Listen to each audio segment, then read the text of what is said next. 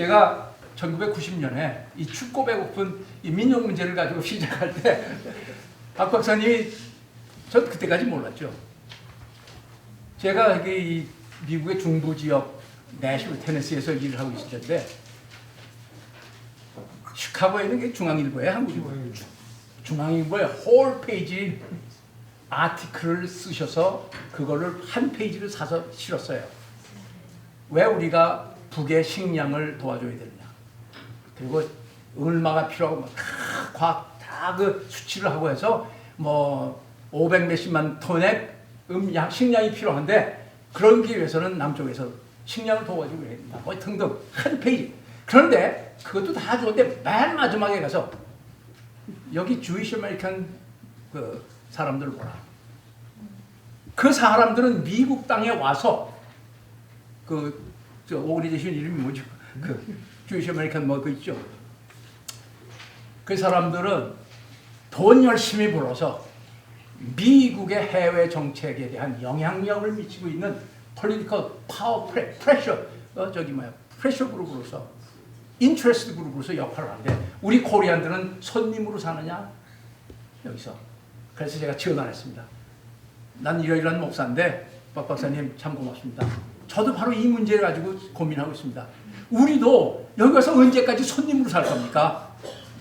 여기 정말 여기 의사들도 많고 그런데 텍스 많이 내고 다 하는데 우린 그저 국회의원 선거하는 데 가서 돈 좀 주고 거기서 사진 하나 찍고 그리고서 미국 국회의원 선거 운동하는데 사진 찍고 집에 갖다 놓고 가보러서 야 너희 아빠가 말이야 누구 마커크의 시카고 옛날에 가서 사진 찍었다 걸어놓고 그것을 자랑하는 이런 멘탈리티를 가진 우리 똥포들이 우리들이었습니다.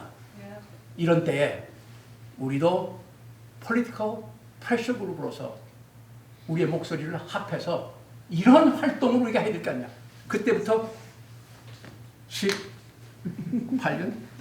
anyhow 저보다 굉장한 선배입니다.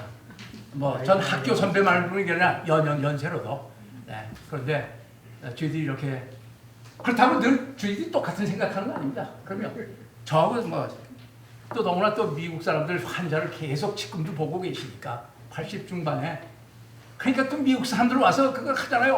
What's going on in North Korea? 뭐 그러면서 그냥 그 악마화된 그걸 하니까 답답하죠. 그거 이해합니다. 저도 어떻게 하다 보니 목사 노릇을 하는데 또 백인교회만 목사 노릇을 하다 보니까 그 사람들 속에서 그 소리를 들을 때마다 이걸 어떻게 해야 되나. 그러면 그렇잖아요.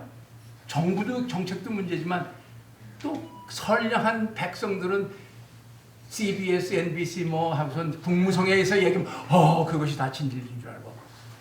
네, 그런데 사실 이 제국주의와 시장 경제의 그 자본가들은 얼마나 우매하게 우리를 만들고 우리를 속여왔느냐 제 얘기가 아닙니다. 카운터펀치라는 데도 좀 들어가서 보시고 특히 글로벌 리서치에 가면 세계 각 지역에 대한 이 문제를 아주 세밀하게 분석해서 써놓는 사람들이 그런 얘기를 하고 있습니다. 하여튼 그런 점에서 오늘 우리들이 이렇게 함께 모여왔습니다. 사실상 문재인 대통령 저는 불쌍합니다. 민주정권 그 사람의 광주 5.18 거기 가서 한 그 연설 기가 막힙니다. 그런데 그것에 얼마만큼을 그가 actualize 시킬 수 있느냐, 현실화 시킬 수 있느냐, 어떤 압력을 물리쳐야 되느냐, 그걸 또 어떻게 기술적으로 물리칠 힘이 있느냐, 그런 디플로마틱 스킬이 있느냐, 파워가 있느냐.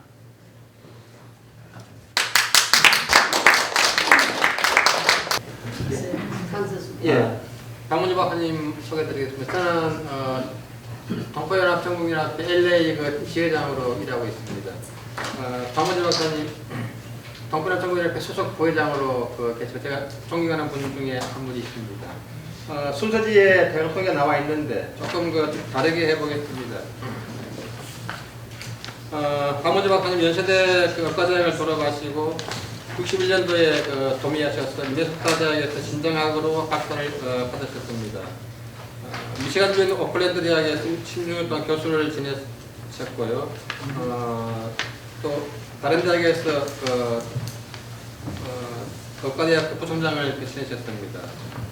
지금도 환자를 돌보고 계시는 그 내과 의사십니다.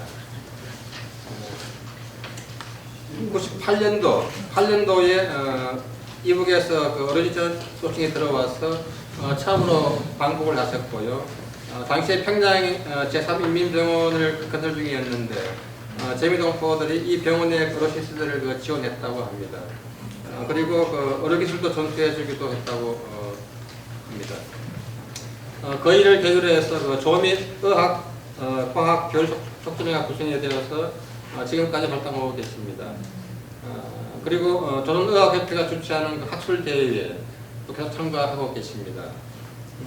2015년 3월 14일 날 진보성의 재미동포들이 그 오바마 대통령에게 보내는 공개 서한을 그 뉴욕타임스의 그 전면 광고로 보내신 적이 있습니다. 이 일을 주도하셨고요. 이 공개 서한 내용은 미국의 쿠바 관계 정상화를 한 데 대해서 반해서 대북 정책은 여전히 자리감을 걷고 있는 데 대한 실망과 비판의 목소리를 가지고 있었습니다. 나머지 내용의 순서지를 참고해 주시면 되겠습니다. 네, 이상입니다. 감사합니다. 교수님 나오세요. 이제 저희들이 교수님 오시게 되는 거는 교수님께서 모든 자비를 다 열어주시는 거, 지으시는 거 이거 저희가 하나둘 해서 관습을 안 하고 해주시는 완전히 봉사하시는 것인 것을 여러분에게 알려드립니다. 다시 한번 박수. 감사합니다.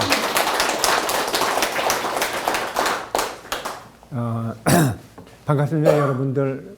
제가 이 중립화 통일한 협회하고 평화통일 포럼에서 초청받아가지고 와서 제가 부족한 제가 와서 강의한 거 이번에 이제 3번째인데 이렇게 여러분들이 많이 나오셔가지고 제가 이렇게 보면 되게 거진 한 3분의 1 이상 제가 다 존경하는 선배들이십니다. 제가 선배라고 이 목사님이 말씀드렸는데 제가 선배는 나이가 선배지 일한 거의 선배는 아닙니다. 저는 아까 말씀드린 대로 동포연합의 멤버가 돼가지고 그 밑에서 동포연합의 기관의 그 목적에 따라서 제가 그냥 계속해서 일한 것뿐이고 별로 크게 공헌한 거 없습니다.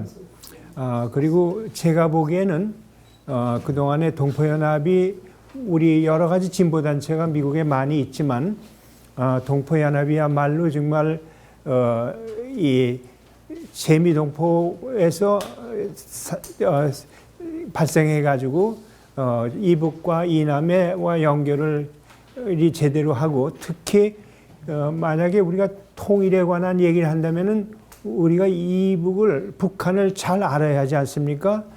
근데 거기에 주로 역할을 많이 한 단체로서 정말 제가 보기에는 우리 반도 통일의 기본적인 아주 그 근본적인 일을 많이 한 단체라고 생각하며 제가 거기에 부회장의 한 사람으로 있다는 것에 대해서 저는 명예롭게 생각하며 오늘 오신 분 중에서 물론 지금 격려사 하신 윤기사 목사님이 회장으로 쭉 리더십을 하셨고 현중기 선생님도 회장하신 적이 있고 그리고 또 그 동포연합의 그 이론 학술 뭐라고 할까 이론적인 그 배경을 갖다가서는 항상 꾸준하게 우리한테 알려주시는 김현환 목사님 저기 김 목사님 잠깐 저기 오셔서 저는 굉장히 감사히 생각하며 저분한테 제가 많이 뵙니다.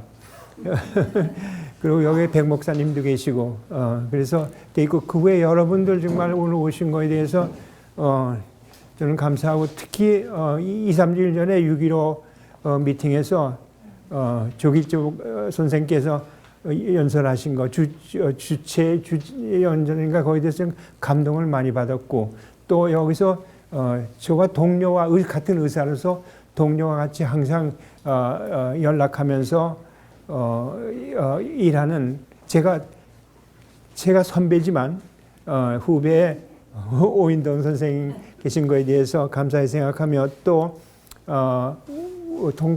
통일운동에 대해서 미디어를 통해 가지고 공헌을 많이 하는 민족통신의 손 선생님이 계신 거에 대해서 정말 반갑습니다. 그리고 제 후배가 진짜 후배가 하나 있는데 장기택이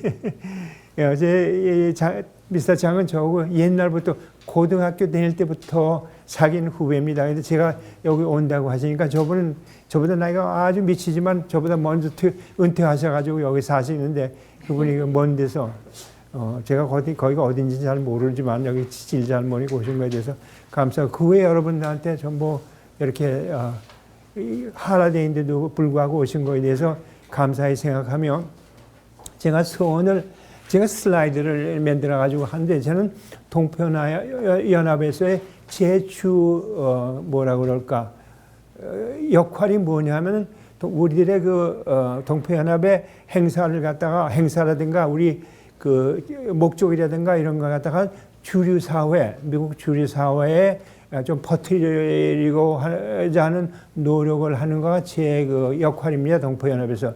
그렇기 때문에 제가 뭐를 하면 항상 영어로 해서 발표도 영어로 하고 그래서 이것도 파워포인트도 오늘 말씀드릴 걸 우리말로 해야 하는데 영어로 되어 있습니다. 그래서 거기에 대해서 좀 이해해 주시길 바라고 또 제가 말씀드리는 여러 가지 상황에 여러분이 들으면은 아마 이거 저 친구 미친놈이 미친 소리 한다 이렇게 들릴지도 모르겠어요. 이제 그 이유는 이제 좀 이제 시작해서 알지만 그러나 그래서 제가 여기에서 여러분한테 말씀드리는 그 내용의 대부분은 제 개인의 내용이지 동포연합을 대변해 가지고 하는 게 아니라는 거. 그래서 여기에 대한 무슨 불만이 있거나 불평이 있거나 하시면 저한테 하셔야 하는 거는 걸 말씀드리고 싶다. 그리고 마지막으로 한마디만 이거 하는 제가 이제 아까 보니까는 제가 항상 비밀로 하는 그 인포메이션이 여기 나와 있군요. 제 생년월일입니다. 거기 보니까 1933년생이라고 해서 나 깜짝 놀랐어요. 1933년 지금 83세가 되지 않았어요. 그 물러갈 때가 된 거 아닙니까? 근데 가만히 또 앉아서 생각을 하니까 그렇게 물러갈 때가 된 사람이 제가 여태까지 통일을 위해서 정말 우리 조국의 평화와 통일을 위해서 유 목사님과 김현환 선생의 지도하에서 노력을 해왔지만 항상 이제 육감으로는 어떤지 하면 내가 이제 통일이 되면 눈물을 흘리면서 반가워해가지고 이북동포, 이남동포와 서로 끼안고 야 내가 할 일을 다 했다 이렇게 한다 이렇게 생각하고 있었는데 가만히 보니까 그 시기가 안 올 것 같아. 제가 죽기 전에는 벌써 83세가 됐으니까. 그래서 근데 한 가지 좋은 점은 나이가 그렇게 많으니까 내가 하고 싶은 말 그냥 마음대로 하고 막 미친 소리 막 해도 그런 상황이 나중에 이게 저 미친 소리로 나타났을 때 저는 벌써 갔으니까 책임을 안 져도 되지 않느냐 그런 장점도 있지 않는가 이제 그렇게 생각합니다. 그래서 이제 여기서는 그만하고 그래서 오늘 말씀드릴 거는 아까 최 목사님한테도 얘기했지만 우리나라가 정말 평화롭게 통일이 되거나 연방제가 되든 간에 하나가 되어야 한다는 건 우리가 다 우리 북이나 남이나 다 거기에 반대하는 사람 하나도 없지 않겠습니까? 그래서 거기에 대해서 한 미국 재미교포로서 남과 북의 영도자들, 지도자들한테 조언을 하고 싶은 거.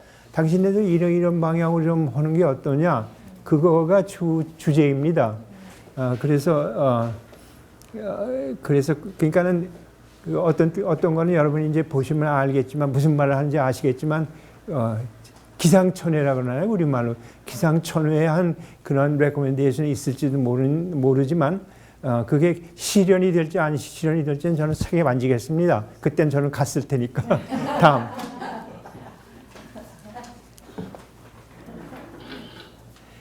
제가 오늘 말씀드리고 싶은 거가 참 좋은 때라고 시기적으로 봐서 좋은 때라고 생각합니다. 그 이유가 금년 2017년에 제가 보기에는 우리 조선 반도에 세 가지 큰 변화를 가져올 수 있는 현상이 일어났다고 저는 생각합니다. 첫째가 물론 여러분 아시다시피 촛불 시위, 11월 저는 그걸 갖다가 영어로 써가지고 이제 발표하고 했는데 저는 그걸 노벰버 레볼루션 11월 혁명이라고 이렇게 제목을 지어가지고 논문을 발표했습니다. 그래서 11월 혁명이 됐다는 거.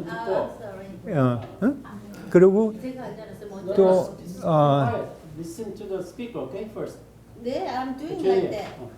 그래서 11월 혁명이 나와가지고 그 결과로서 남쪽에 박근혜, 이명박의 10년에 걸친 보수 반통일 정권이 없어지고 새로운 정권이 나서 문재인 정부가 나타났다. 거기에 대해서 정말 저는 그 젊은 애들이 시위하는 거 TV, 광화문에서 시위하는 거 TV 보고 제가 몇 번 눈물이 가만히 났어요. 그러니까 나는 우리 조선족에 대해서 실망할 때가 많았는데, 야, 이게 내가 실망한 게 잘못이로구나. 쟤네들 봐라 말이지.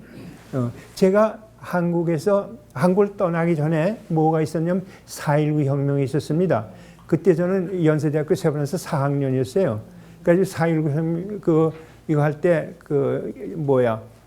가운을 입고, 하얀 가운을 입고 광화문 내거리 가면서 저는 의과대학생이니까 다친 애들, 헌병들이 군인들이 때리고 넘어진 다친 애들 끌어다가 치료하고 뭐 이런 거 한 기억이 나고, 그래가지고 몇 달 후에 저는 이제, 한국을 떠나가지고 미국에 유학을 왔는데, 그때 떠날 때 그 4.19 혁명에 아주 몇 달 후에 이제 박정희가 들어서지 않았어요? 그런 거를 보면서 이건 난 제 말씀 어떤 때는 이게 화학한데 이런 거지 같은 땅에 난 다시 안 온다. 그렇게 생각으로 김포공항에서 그때는 코리안 에어도 없었습니다. 캐타이 패시픽 중국 대만 비행기를 타고 동경으로 와가지고 하룻밤 자고 이제 미국으로 올 때, 그래서 김포공항의 옥상에서 저희 어머니, 할머니, 동생들이 넷이 있는데 모두 오빠 잘 가라고 손 드는 거 보면서 눈물 흘리면서 내가 미국 가가지고는 무슨 일을 하더라도 하나씩 다 미국으로 데려오겠다. 그렇게 결심을 하고 온 사람이기 때문에 제가 노벤버 레볼루션에 촛불 시위하는 젊은 사람들을 볼 때 그렇게 그냥 춥고 이런데도 불구하고 촛불을 들고 광화문 내거리로 와가지고 이렇게 하고, 근데 평화적으로 또 무슨 저희 폭동을 일으키는 것도 하는 거 보고서 제가 정말 뭐라고 그럴까, 사죄감을 느낄 정도였습니다. 우리 조선 사람들에 대해서. 여하튼 그렇고, 그래서 문재인 정부가 나오는데 요거 조금 간단히만 또 하겠습니다. 문재인이가 지금 그저께 미국에 와가지고 미국 미친 대통령 옆에 서가지고 이제 연설도 하고 또 했는데, 그거를 이제 우리가 듣기에는 무슨 북의 비핵화니 뭐니 이런 말도 떠들고 해서 제가 100% 만족한 연설은 아니었지만 가만히 생각하면 우리가 그 사람이 입장을 이해해야 한다고 생각합니다. 이게 촛불 시위해가지고 폭동으로 돼가지고 정권 교체가 된 게 아니라 헌법상으로서 박근혜가 탄핵을 당하고 물러나갔고 이 사람이 5월 9일에 정식으로 투표를 해가지고 당선된 대통령이지 않습니까? 그러니까 대한민국의 대통령이라고. 그러니까 대한민국이 과거에 미국, 일본, 중국, 딴 나라들하고의 조약 맺은 것도 UN 멤버라는 것도 있고 그런 면에서, 그리고 사드 문제도 여러분 아시다시피 이분이 한 거 아니라고 박근혜가 해놓고 그걸 전부 풀어보면 인계받게 됐다고 그 사람이. 그 사람이 폭동이 돼가지고 대통령으로서 촛불 시위에 가지고 그 촛불 시위 지도자가 돼가지고 대통령이 된 거 아니지 않습니까? 그러니까 그런 모든 여러 가지 복잡한 문제를 계승하지 않을 수가 없으니까 그걸 제 생각에는 시간에 따라서 차차 하나씩 해결해가지고 하리라고 생각하면, 그런 면에서 우리가 그 사람을, 문재인을 갖다 이해해줘야지 않겠는가. 시간을 좀 주고 그렇게 생각하고 있습니다. 그 다음에 또 한 가지 중요한 거는 이거는 뭐 여러분들이 아시겠지만 북한이 이제는 아직 완전히 되지는 않았지만 핵국가로서 완전히 성립이 되었고, 북한 헌법에 제1조에 조선민주주의 인민공화국은 핵보유국이다 이렇게 되어 있지 않습니까? 헌법상에. 그러니까 그 나라를 비핵국으로 만드는 건 말도 안 되는 소리고, 그렇고 또 그 대륙간 탄도단이라고 그러죠. ICBM도 성공에 굉장히 가까이 와 있고, 그렇다면 ICBM이 있고 뉴클리어 파워 나라는 미국하고 소련하고 북한뿐입니다. 이 영국이나 불란서는 핵국가지만 ICBM 없습니다. 그런 면에서 그게 참 북한의 군사적인 위치, 정치적인 그 중요성이 확고히 되는 그런 해라고 저는 생각합니다. 그리고 세 번째는 이 미국의 대통령이 도널드 트럼프가 나타났습니다. 여러분 도널드 트럼프 찍으신 분이 있는지도 모르지만 그런데 이 사람이 하는 행동이 정치적인 철학이 없는 사람이라고 저는 생각합니다. 뭐를 믿는 게 없고 그저 돈 버는 거, 그저 인기하고 그리고 뭐 며칠 전에 보니까는 자기 재출마하겠다고 4년 후에 그래서 나 속으로 이게 미친놈이 정말 미쳤구나. 자기가 탄핵받을 수도 있는 건데 말이에요. 소련 문제라든가 뭐 여러 문제로 그렇게 돼 있지만 그러나 미국이 세계에서 최강국이고 또 북조선과 남한의 밀접한 관계를 가진 나라가 아닙니까? 그런 나라의 대통령이 저런 사람이 됐으니까 우리가 그거를 이용해 먹을 수 있는 가능성이 있는 것도 아닌가 그런 것도 생각합니다. 예, 그래서 그런 면에서 도널드 트럼프의 출연이 근본적으로 우리가 그거를 이용해 가지고 우리에게 이롭게 할 수 있는 기회가 있지 않는가. 그래서 제 생각에는 그 세 가지가 저의 그 부족한 이 세 가지가 2017년에 우리들 한반도에 있어가지고 조선반도에 있어가지고 중요한 역할을 하지 않는가 그렇게 생각했습니다. 다음.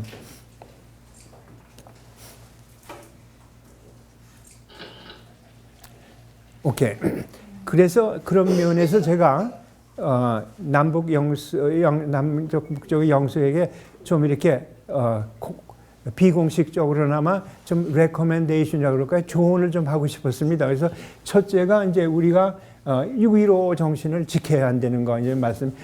Maintain the basic tenets of the 650 and count. 그래가지고 그러니까 그 근본적인 김대중 대통령과 김정일 위원장 사이에 그 합의 번거를 일일이 조막조막 일부분 다 완성되지는 못했지만 그 근본적인 정신 남북이 합치지 못해서 통일 안 된다 해가지고 연방제로 해가지고 우리가 시간을 끌면서 통일의 길로 가자. 저는 통일이라는 말보다도 영어로 coalescence라는 말이 있지 않습니까? 융합.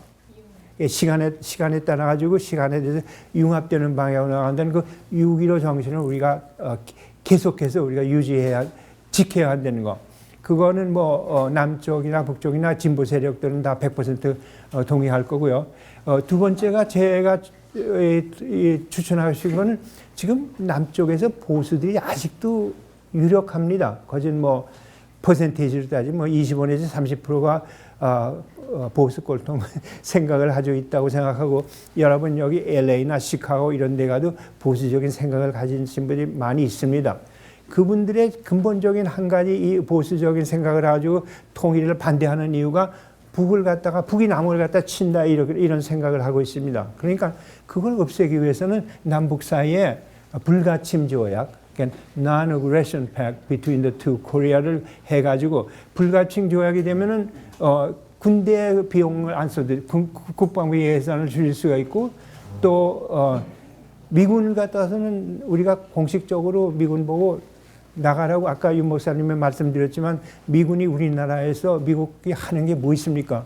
그래서 그리고 또 요전에 며칠 이전에 조길재 선생께서 6.15 미팅에서 연설하는 걸 제가 좀 감동을 많이 받았는데 거기서 비핵화 문제라든가 핵 문제라든가 이런 거에 대해서 우리가 북한의 핵이 남한을 치기 위한 핵이 아니라는 걸 우리가 완전히 알게 되지 않습니까?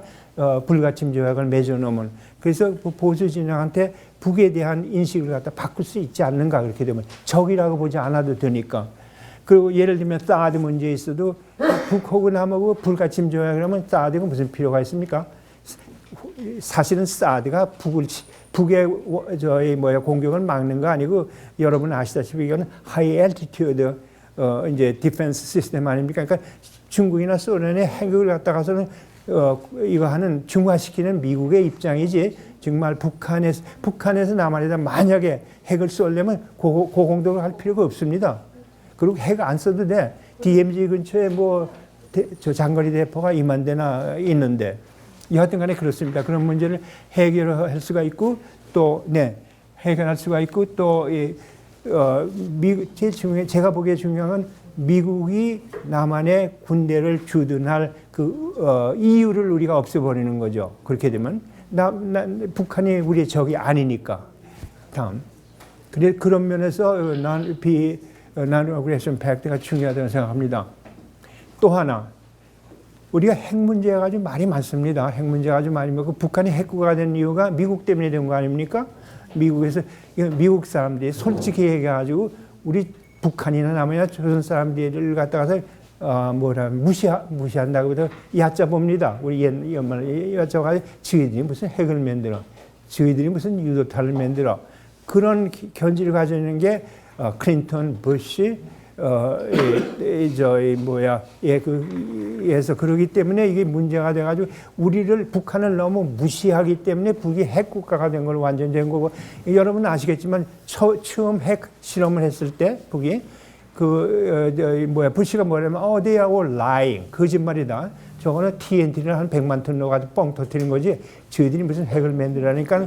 그러니까 북한 정부에서 그러냐 그러면 일주 후에 우리가 또 하나 터뜨리겠다. 그래가지고 이번에는 땅에다가 묻지를 않고 지상에 근처에서 터뜨렸잖아요. 그랬더니 레디에이션이 방사능이 그냥 일본까지 막 흘러오니까 일본 수상이 워싱턴에 전화 가지고 그런 말 하지 말라고 내버려두고 이럴 정도로 그러니까 우리나라를 갖다가 무시해 왔고 그래서 핵국가가 됐습니다. 핵국가가 됐었는데 제가 원하기는 북한 지도자가 공식으로 북한의 핵은 이거는 남한을 치려고 만든 핵이 아니다.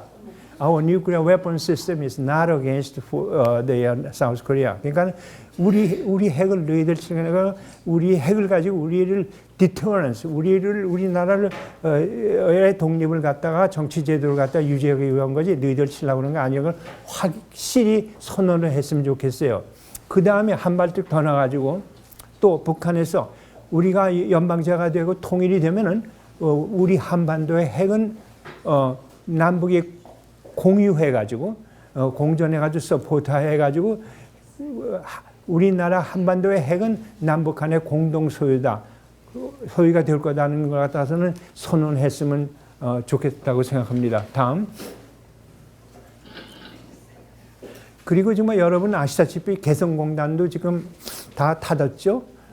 금강산 관광도 안 하죠. 가족상봉도 없어졌고 그렇습니다. 그런데 이제는 그거를 이제 문재인 정권이 돼가지고 새로운 진보 세력이 나왔으니까 그걸 확장해가지고 북쪽에 개성만뿐 아니라 원산, 남포 그런 딴 여러 부분에 저희 이 공단을 우리 같이 일하는 공단을 만들고 이걸 남쪽에도 해가지고 이 남쪽에 울산이라든가 철원이라든가 인천 같은 데도 해서 북쪽에 노동자들도 와서 남한에 와서 일을 할 수 있는 그런 그런 문을 열어가지고 문을 열어놓으니까 그러니까 Joint Economic and Scientific and Technological Cooperative Zone을 여러 군데 만들자고 그렇게 이제 남북이 서로가 합의를 하도록 제가 레코멘드하고 다음 그 다음에 여러분들 북한은 농업국가가 아닌 거 우리들 다 알지 않습니까?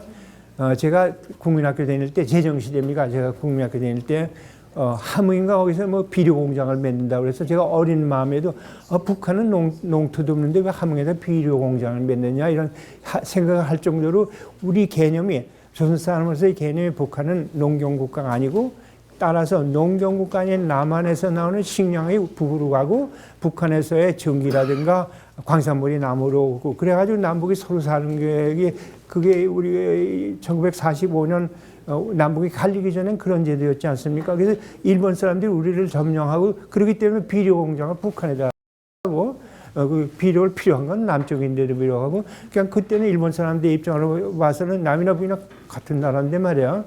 그렇게 되어 있습니까? 그러니까 북경은 농경국가가 아닙니다. 따라서 항상 식량이 부족하니까 우리가 이번에는 남한이 그 농경물을 푸드 서플라이를 갖다가 북한에다 무조건 필요한 대로 제공하고 또 만약에 양이 모자라면 남한은 돈 있잖아요. 이것을 사다가 제공을 해가지고 북한 시민들이 식량 문제를 좀 해결해지고 그 대신에 북쪽에서는 남한에서는 또 그 울산이라든가 이 공업지대에서 농경 석탄도 필요하고 철광도 필요하고 광산물이 필요하지 않습니까?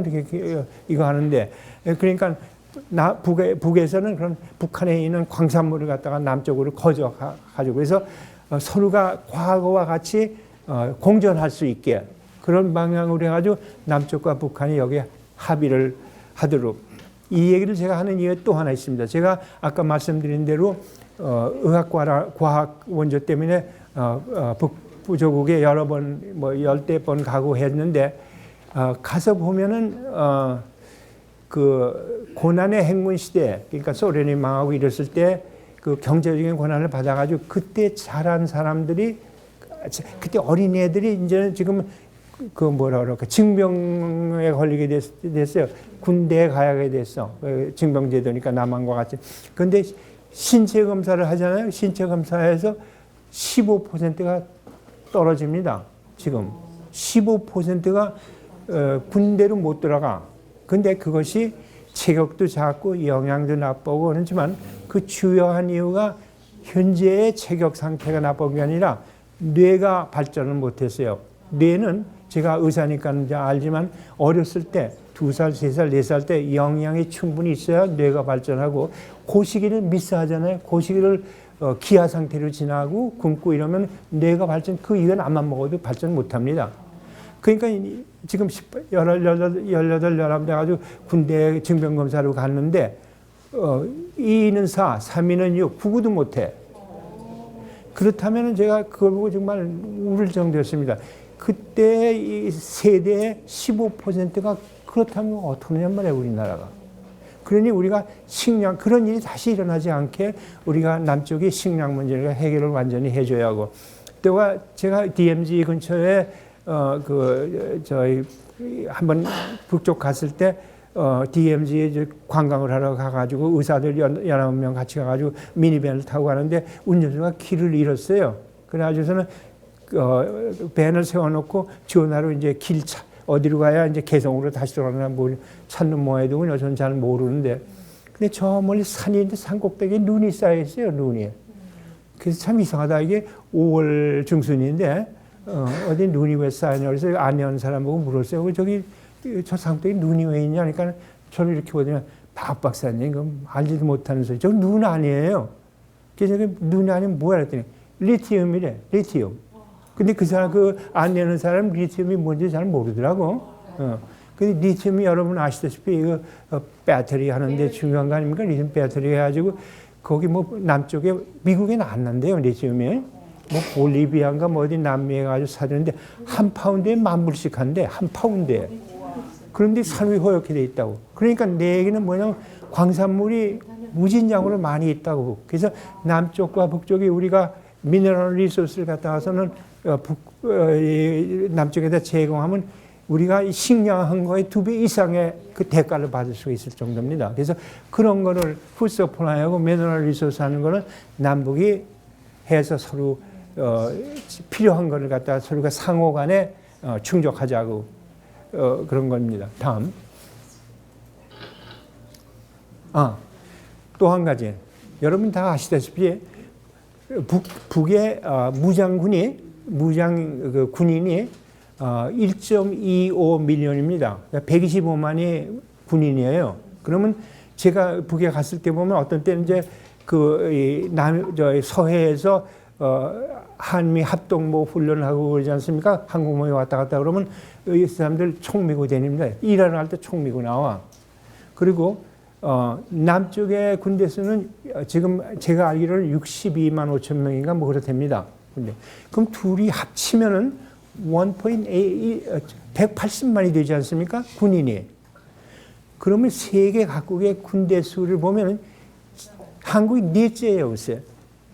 제일 군대가 많은 나라가 인도고, 그 다음에 중국이고, 미국이고, 네 번째가 우리나라입니다. 남북이 합쳐서. 그러면 코딱지만한 나라에 그래서 군인을 갖다 세계 네 번째 미국과 같은 그런 대다수 군인을 유지한다는 게 경제적으로나 모든 면에서 말이 안 되는 소리 아닙니까?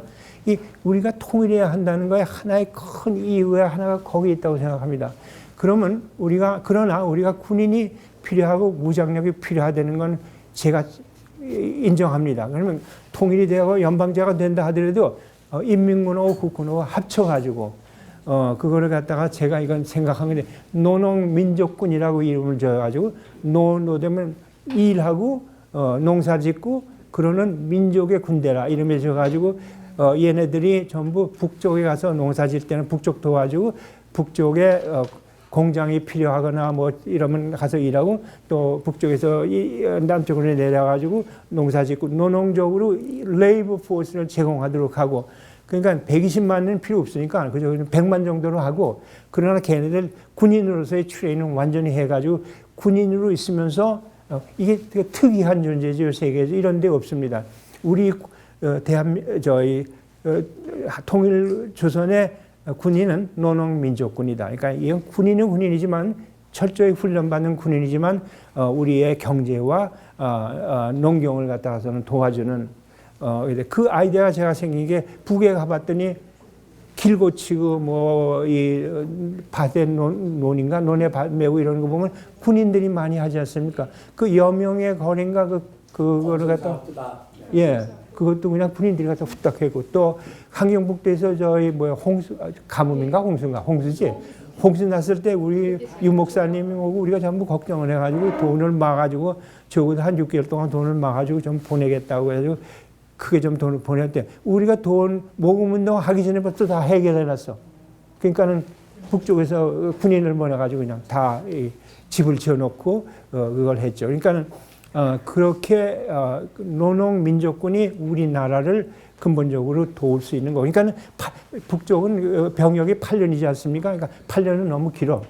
3년으로 병역, 국군이나 민민군이나 병역을 3년으로 하고 그 대신에 남녀 관계 구별하지 않고 남쪽에서는 남자만 군인 되잖아요. 남녀 군인이 다 되게. 그래서 3년 근무하고 제대하게 그런 방향으로 해서 우리의 군사력을 갖다가 그냥 군사력뿐만 아니라 노농민족군으로서 노동과 농사 짓는 그런 그 젊은 세대로 해가지고 그러면 북한의 젊은이하고 남한의 젊은이하고 서로 같이 하지 않습니까? 그럼으로써 우리가 민족적인 뭐라 그럴까 저희 공동적인 그 유대를 갖다 강화할 수 있고 그렇습니다. 그래서 그렇게 생각하고 다음 그리고 우리나라가 지금 반도지만 해군이 굉장히 중요합니다. 그리고 우리나라의 남쪽이나 북쪽의 해군이 연해 해군입니다. Coastal Navy. 그래서 우리나라 해군이 일본 남쪽은 그렇지만 세계 전세 5대양을 돌지는 못하는 해군입니다. 그래서 그것이 우리나라를 지켜야 하고 우리나라가 해양국가니까 그 해군을 갖다가서는 강력히 해가지고 Ocean Going High Sea Navy로 만든다는 거. 그래서 우리가 지금 북쪽의 그 군사 치중 정책하고 남쪽의 테크놀로지하고 배 만드는 기술이 세계에서 뭐 둘째인가 뭐 셋째라고 그러잖아요. 남쪽이. 그럼 군함 같은 거 얼마든지 만들 수 있는 거고 내가 알기로는 남쪽의 해군의 그 이지스 군함인가 뭐 구축함이 자꾸 남쪽에서 다 만든다고 그래요. 그렇다면 그걸 이용해 남쪽의 테크놀로지하고 북쪽의 군사 그 테크놀로지 합쳐가지고 오션 고잉 네비를 만들어가지고 어느 나라도 우리나라를 깔보지 못하게 그렇게 해야 하지 않는가 생각해서 그 얘기고 그 다음에가 이제 제가 또 한 가지 된 거는 Head of the State to Korea가 Supreme Leader DPRK하고 President of South Korea가 매년 1년에 2번씩 6개월 biannually 만나야겠다 이렇게 생각합니다. 그거가 9번입니다. 그 이유가 6.15가 2000년에 되지 않았습니까? 그때 이제 남북 영수가 평양에서 만나가지고 6.15 이거를 한 거죠. 중요한. 그 다음에 남북 영수 회담이 언제입니까? 7년 후에요, 글쎄. 2007년에 노무현이가 가가지고서는 이제 북쪽 영수 회담을 했는데 제가 보기에는 7년 동안 왜 서로 만나지 않고 협력을 하지 않고 시간을 보내느냐 이거예요. 북쪽에서도 좀 오고 남쪽에서 또 노무현이가 가고 이래가지고 계속해서 그 6.15 때 합의한 여러 가지 좋은 안건을 갖다 실제화하는데 노력을 해야 하진 않고 그랬다가 7년 만에 만나고 또 그게 14선언 아닙니까? 14선언 때 만났는데 2달 후에는 이명박이가 들어섰잖아요. 그러니까 14선언에서 어그리한 거 하나도 실현성 가능이 없는 그런 상태에서는 안 된다고 생각합니다. 우리가 통일을 하려면 북과 남의 영수가 1년에 2번씩 그냥 만나야 돼. 주기적으로. 만나가지고, 우리들이 어그리한 것, 여러 가지 합의한 거를 갖다 실현하는 데 있어가지고 프로블럼이 있으면 영수가 결정해가지고, 이건 이렇게 해라, 이건 이렇게 해라 해가지고 진전을 계속해서 시키게. 그래서 그 영수회담을 1년에 2번씩 그냥 덮어놓고 하고 하는 것도 뭐 평양에 가고 서울에 가는 거가 불편하면 뭐 제주도에 가서 만나도 되고 부산에 가서 만나도 되고 꼭 뭐 서울하고 부산 평양에 가야 하는 거 아니니까 그런 면으로 해가지고 남북 영수들이 좀 이렇게 서로가 형제와 같은 그런 인연을 맺게 그렇게 해야 된다고 생각하는 게 이제 9번입니다. 다음. 그래가지고 이제 여기 저를 초대한 기관의 하나가 영세중립국 단체이지 않습니까? 저는 여기 제 처음 이 오가니제이션에 세미나를 왔을 때는 황행관 선생이 그분이 재미학자 중에서 영세중립국의 연구를 제일 많이 하신 분입니다. 그리고 제가 일리노이 대학에서 교편 잡고 있을 때 그분은 피오리아에 있는 일리노이 대학에서 한국문제연구소 소장을 하고 계시면서 매해 평화통일, 한국의 중립화, 영세중립화에 대한 논문을 발표하고 그래서 한반도의 영세중립에서는 오늘은 안 나오셨지만 리타이어하셔가지고 그렇지 않으시다고 그래서 그랬습니다. 그래서 우리나라는 제가 생각해 결국에 가서는 영세중립을 해야지. 우리나라의 지정학적인 위치가 중국, 소련, 일본, 이제는 미국은 우리나라에 와 있다고 벌써. 그런 4대 강국의 주에 들려매여 있는 나라가 아닙니까? 그러니까 우리가 그거를 갖다가 우리가 우리의 힘으로서 독립을 유지하고 나라의 건전한 발전을 유지하려면 영세 중립을 선언해야 한다 이렇게 생각합니다. 근데 그 밑에 여러 가지 제가 자세히 썼지만 이게 그러나 영세 중립국이 스위스란드하고 오스트리아가 있지 않습니까? 그 두 나라는 그 영세 중립을 주변 국가들이 보장을 합니다. 주변 국가들이 네 나라는 우리 주변 국가는 아무 나라도 네 나라 쳐들어가지 않는다. 그러니까 네 나라는 군대도 필요 없다. 이래가지고 스웨덴하고 오스트리아가 하는데 제 생각은 그런 타입의 영세 중립국이 돼서는 안 된다고 생각해요. 우리가 어떻게 중국을 믿습니까? 우리가 어떻게 일본을 믿습니까? 우리가 어떻게 소련을 믿고 우리가 지금 아까 목사님이 했죠. 미국을 믿어요? 믿을 사람 아무도 없어. 우리밖에. 그러니까 영세 중립을 하더라도 우리의 핵을 그대로 유지하고 또 군대를 막강한 하이테크한 그 군대로 수는 180만 할 게 아니라 수는 좀 작다 하더라도 하이리 테크놀로지컬리 오리엔티드 네이비, 에어포스, 스페이스를 해가지고 우리가 그러니까 이게 이제 5강국 아닙니까? 한국 우리 반도 미국, 중국, 일본, 소련 다 5강국인데 4강국에 둘러싸인 중립 영세 중립국이 아니라 4강국에서 중간에서는 최강국으로서 영세 중립국으로서 우리가 주변 국가들을 갖다가 우리가 감시해야 한다고. 그 사람들이 우리를 중립을 도와주는 게 아니라 우리가 그 사람들을 감시해가지고 조금이라도 틀린 게 있으면 우리 핵이 있다. 유도탄도 있고 우리 해군이 해양 해군이고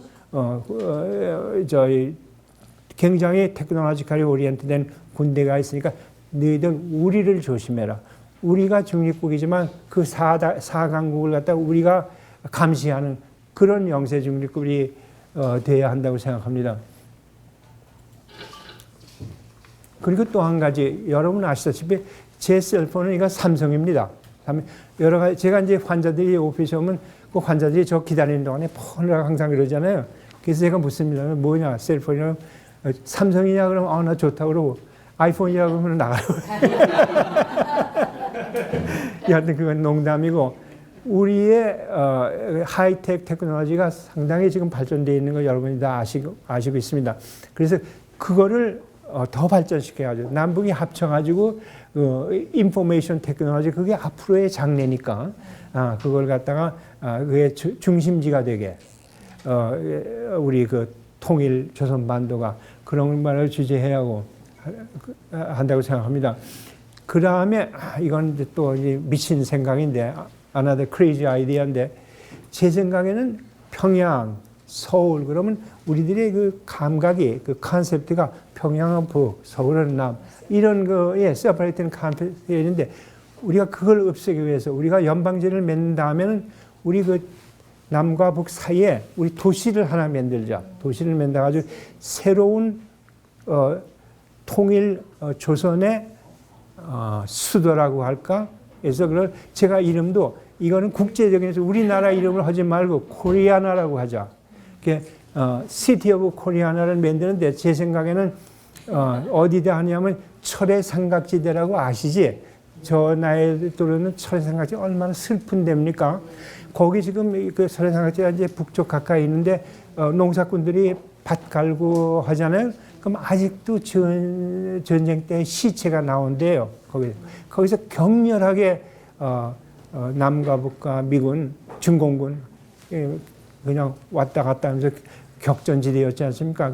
그게 그 슬픈 우리에게 슬픈 역사를 주는 도시니까 그리고 그게 남과 북의 중간에 있으니까 거기에다가 이 코리아를 그게 평지예요 또 그러고 그러니까 코리아는 시를 갖다가 시디를 하나 만들고 남과 북이 경제적으로 협력해가지고 특히 남은 돈이 많고 북은 또 건축력이 좋지 않습니까? 그 여명의 거리 건축 그 아파트멘트 보면 기가 막히지 않습니까? 그 스타일이라든가 모든 게.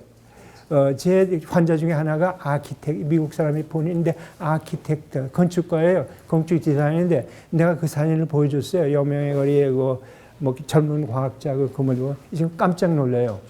그 북한이 조그만 나라인데 어떻게 그렇게 건축학이라든가 디자인을 갖다가 아티스틱하게 잘하느냐. 그 사진 좀 달라고 그래서 제가 주고 그랬는데 그런 우리의 그 능력을 합쳐가지고 거기다 도시를 하나죠. 그래서 그걸 코리아나라고 보고 그리고 그 코리아나에다가 공동 핵기지를 거기다 심어요. 그러니까 코리아나가 남북한의 핵무기의 기지를 만들고 그다음 그리고 그 코리아나에서 핵과학의 기지로 만들고 코리아는 우리 하우스 뉴클리어 사이언스 리서치 센터가 되게 그렇게 하고 그 다음에는 또 하나는 이제 연방제가 되면은 거기 이제 6.15 이걸 아시겠지만 그 연방제 국회가 입법 기관을 만들기로 되어 있습니다. 6.15 선언에. 그러니까 남쪽 호국, 북쪽 호국에서 그 자기 각자의 국회가 있지만 연방 국회를 만든다는 거 그런 아이디어가 거기 들어 있습니다. 그래서 그거를 또 제 생각은 인구별이라든가 지역별로 해가지고 국회의원이나 상원의원을 뽑지 말고 직업 단체 예를 들면 메디컬 어소시에이션 건축가 협회 또 무슨 레이버 유니언이라든가 그런 직업 단체가 많이 있습니까? 그 단체에서 남해 하나 북이 하나 남해 하나 북이 하나 해서 결국 남하고 북하고 직업단체의 대표들이 모여가지고 그러면 수가 같지 않습니까? 남이나 북이라 인구에 따라서 되는 게 아니라 인구에 따라서 되면 남한이 뭐 북의 2배 가까이 되니까 남한이 컨트롤할 거 아니에요? 그러지 않고 직업 프로페셔널 오가니제이션의 대표를 뽑아가지고 상원을 만들어가지고 그거를 코리아에 위치시키고 그리고 또 제 생각에는 연방제가 돼서 우리가 통일되기 전까지 연방제가 이렇게 되면 제 생각에는 이건 저 개인 생각인데 대통령이라 할까 뭐라 할까 하여간 주된 사람이 하나의 주가 있어야 합니다. 이 사람은 북의 대통령도 아니고 남의 대통령도 아니고 그러나 연방제의 주 대통령이 돼가지고 남의 대통령이나 북의 지도자가에 관해서 뭐라 그럴까 지배를 한다기보다도 컨트롤을 할 수 있는 그런 그런 대통령이 하나 있어야 한다. 그리고 이것도 또 미친 생각인데 그 대통령은 해외 교포성에서 뽑아야 한다.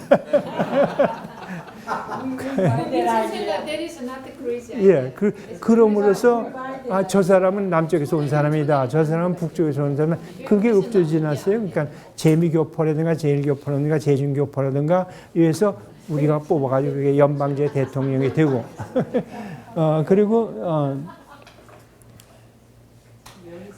박 박사님이 초대 한번 해보시죠. 저는 나이가 많아서 아는데 그런 대통령 그래서 해외 교포 내에서 연방제의 공동 대통령을 우리가 뽑아가지고 거기다 그 사람의 그 정부가 거기 코리아나에 위치하고 있고 또 하나는 그리고 또 하나는 우리가 남북한을 통해 가지고 우수한 애들이 많습니다. 그러니까 그 짧은 기일 내에 북한에 가면은 핵 문제를 갖다가 연구하고 그러는 핵물리학자들이 다 20대, 30대도 안 돼요. 젊은 애들이에요. 걔네들이 그 핵을 저희 핵무기도 만들고 핵과학을 하고 있는데 남쪽에도 똑똑한 애들이 많지 않습니까? 왜냐 남쪽에서는 이제 돈이 많아야 좋은 학교에 가니까 무슨 과기대인가 거기 들어가는데 그 들어가기도 힘들고 돈이 많아요. 그 내가 알기로는 뭐 월세금이 1년에 2만 불씩 내야 한대요. 그러니까 돈 많은 사람들 애들이나 그런 데 들어가니까 북쪽에서는 그렇지 않지 않습니까? 봐가지고 어린애들이 똑똑하고 하면은 다 대준다고 정부에서 다 하다못해 내일 양말까지 대준대요. 그래가지고 연구를 시키고 공부를 시키고 하는데 그런 제도를 만들어가지고 거기 대학에다 그 코리아나에다 대학을 만들어가지고 그런 똑똑한 애 남쪽에서 뽑아가지고 거기 가가지고 공부를 시키게. 그래서 그렇게 하고 그래서 일리트한 아주 우수한 우리나라의 우수한 그 intellectual population이 거기서 교육을 받게 하고 또 하나는 우리가 그 코리아나에 있어서 그 대학을 했는데 외국에서 똑똑한 사람이 있었다 그래요. 일본 사람이나 중국 사람이나 미국 사람이라서 여러 가지 천재적인 기능을 가진 사람이 있는데 여기 와서 티칭을 하고 공부를 하겠다 그러면 이중 시민권을 줘요. 그래서 와서 있게 거기에 들어가지고 그렇게 해가지고 그게 세계적으로 이것이 그 세계적인 천재 교육 기관이 되게 그거를 코리아나에다가 세우는 게 어떠냐 이제 그 제가 지원의 하나고 만약 그렇게 되면 제 생각에는 저 지도에 코리아를 보세요. CORE라 코리아 모인동이가 코리아를 코리아잖아요. 그런데 이게 언제인 줄 아세요? 한 2000년 전입니다. 저 파란 데가 코리아라고 저기서 동이라고 그러죠. 동이가 점령하고 있던 땅입니다. 그럼 우리가 그 시대로 돌아갈 수 있지 않은가 또 그렇게 그리고 그 시대가 되면 일본은 한 반은 물에 잠겼을 거예요.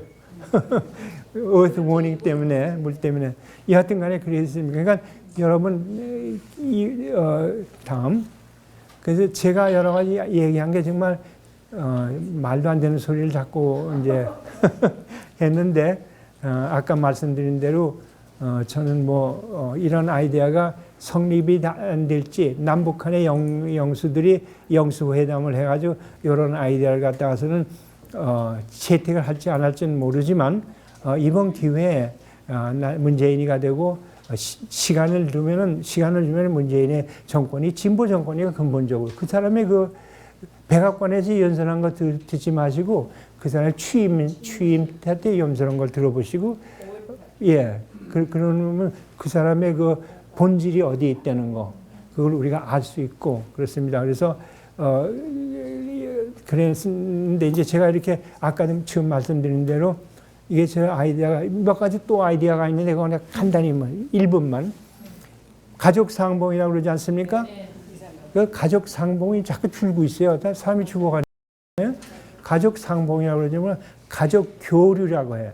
가족 교류라고 해가지고 북한에 있는 시민 중에서 자기 가족들이 남한에 많이 살고 있잖아요. 북한 정부에서 남한에 가 살게 보내줘요. 그래서 남한에 와서 이중 듀얼 시티즌십도 돼요. 남한 국적도 주고 시민권도 주고 북쪽 시민권도 갖고 있게. 이스라엘이 그렇지 않습니까? 이스라엘 사람들은 다 이중 시민입니다. 미국에 살고 있는 주이시가 이스라엘 갈 때는 이스라엘 백성으로 쳐줘요. 이중 패스포드가 나와. 그래서 이중해서 가족 교류를 하고 또 하나 제가 한 4년 전에 북쪽에 갔을 때 천지연이라는 데를 간 적, 목사님 거기 가신 적 있어요? 천지연. 그 왜 저희 스키, 올림픽 스키 하는 사람들 트레인하고 이러는데, 백두산 바로 옆에. 예. 천지연회를 갔는데, 삼지연인가? 삼지연에 비행기를 타고서 가서 이제, 내려가지고 거기서 버스를 타고 백두산에 올라가기로 했었는데, 기후가 나빠가지고 못 갔어요. 그래서 재밌는 얘기 하나. 그 버스 타고 가는데 꿩이 있잖아요. 꿩이 2마리가 획획 날라왔어요. 그래서 나는 그걸 딱 보고서 그 같이 간 그 동무한테 동무 저거 땅땅 쏴서 오늘 저녁 먹으면 되지 않으니까 그러니까 이 사람이 저를 이렇게 쳐다보면 박사님 저거 우리 나라의 재산입니다. 그거 남쪽 사람들은 생각도 못하죠. 남쪽 사람들은 저 꿩이냐 사슴 보면은 쏴다가 끓여 먹으려고 그러지. 그런 개념이 있다고. 그래 이제 천지연에 갔는데 거기 내려가지고 그래서 백두산에 못 가고 천지연에 가가지고 보니까는 그 건물들이 많아요. 그 아파트 건물들이 많이 있는데 그 여기 천지연에 그 총구석에 누구냐니까 은퇴한 제1교포들이 여기 와서 은퇴 생활을 하는 거라고 그래요. 그러니까 제1교포인데 그 일본에서 펜션 있지 않습니까? 이렇다 하면 그 펜션 가지고 북부 조국에 가면 그 큰 돈이라고. 그러니까 거기서 북부 조국에서 아파트 대주 그래서 거기 들어가 봤는데 깨끗하고 식사하는 데 따로 캐피테리아가 있고 의사가 빌딩마다 하나씩 있어요. 그러니까 거기 있는 제1교포 은퇴한 분들이 우리말은 잘 못하더라고. 일본말 많은데 근데 그거를 우리 개방해가지고 우리 재미교포들에서 은퇴한 분들도 거기 갈 수 있게 그런 거를 만들고 이래서 인적 교류가 돼야 그게 정말 통일운동이 아닌가. 사람이 왔다 갔다 해야 하고. 그런 생각을 또 했습니다. 그러니까는 북쪽의 지도자나 남쪽의 지도자가 제가 이런 얘기한 건 미친 소리 한다고 생각하겠지만 10년, 20년에 미친 소리가 아닐지는 모르죠. 재현될 때도 재현 가능성이 있다고 저는 생각합니다. 감사합니다.